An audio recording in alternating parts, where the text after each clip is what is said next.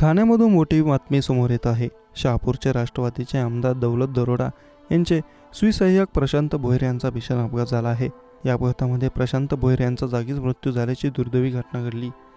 भिवंडीजवळ रस्ता क्रॉस करत असताना एका ट्रकने त्यांना जोरात धडक दिली. या घटनेत ते गंभीर जखमी झाले. अपघातामध्ये गंभीर दुखापत झाल्याने त्यांचा मृत्यू झाला. त्यांच्या मृत्यूने हळहळ व्यक्त होत आहे.